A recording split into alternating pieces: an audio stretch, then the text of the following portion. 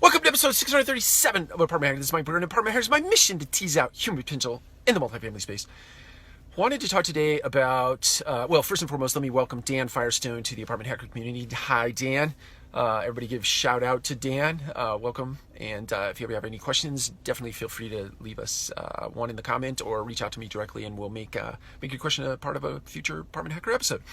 Wanted to talk today about the spirit of the game. What is the spirit of the game? So I grew up playing basketball, and in doing so, we played a lot of pickup games, right? 1-on-1, 3-on-3, 5-on-5, full court, half court, etc. So a lot of practice in the way of pickup games with my friends or even strangers in community buildings and high school gymnasiums, etc. Spirit of the game plays out this way.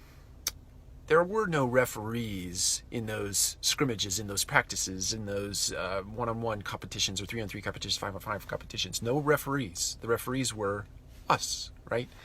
If somebody went up for a layup, or somebody shot a jump shot, or somebody was fouled in any way, shape, or form, the person who committed the foul had to call the foul on themselves, right? And if they didn't, you had this group of people that would call them out. So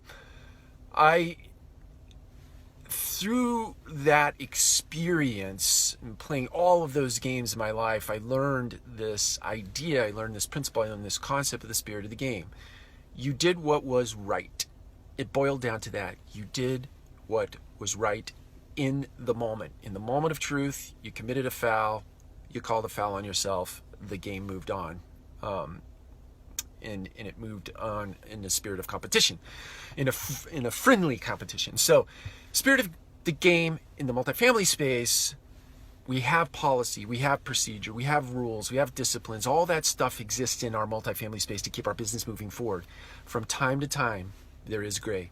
There is the spirit of the game in multifamily. And if something presents itself from a consumer's perspective, from a team member's perspective, from a vendor's perspective, from a investor's perspective, you do the right thing. You do the right thing by the spirit of the game, right? It may go in complete contrast to your policy, procedure, principle, discipline, etc.